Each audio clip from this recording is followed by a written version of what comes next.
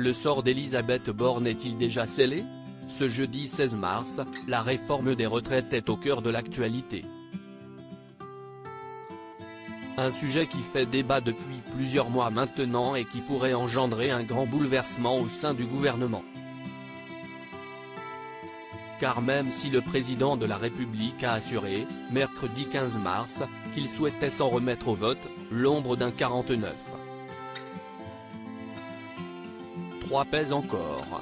De ce fait, imposer une telle réforme de force serait pour Elisabeth Borne une décision qui pourrait lui coûter gros.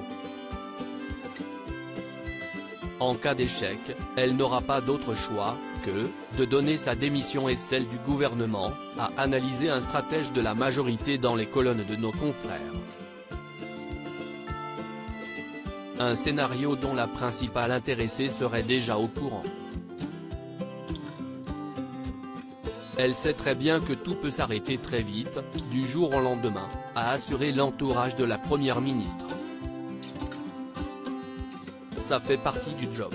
Supérieur à gouvernement, retour sur les ministres du gouvernement Borne qui pourraient remplacer Elisabeth Borne. Dans un article paru le 13 mars dernier, Le Figaro avait rapporté le nom d'un célèbre homme politique qui pourrait prochainement remplacer Elisabeth Borne à Matignon. À savoir, nul autre que Gérald Darmanin. Un homme qui, comme l'avait rappelé un membre du gouvernement aux médias, avait déjà cet objectif pour ambition. Son rêve est de montrer qu'il obtient une coalition qui ne dit pas son nom pour Matignon, avait assuré la source. Une perspective d'avenir professionnel qui, d'après Hubert Falco, maire de Toulon, pourrait être faite pour le ministre de l'Intérieur. Il saurait jouer ce rôle-là, avait assuré le maire de Toulon. Pourtant, l'hypothèse que Gérald Darmanin succède à Elisabeth Borne commence à faire grincer les dents de certains. On ne va pas lui laisser les clés, avait ajouté une source restée anonyme auprès du Figaro. S'il arrive à Matignon, je ne suis pas sûr de vouloir rester au gouvernement, avait ensuite renchéri un ministre.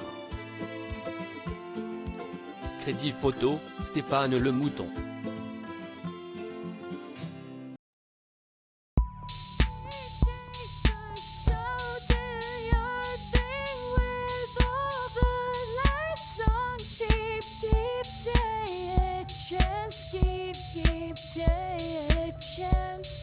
You can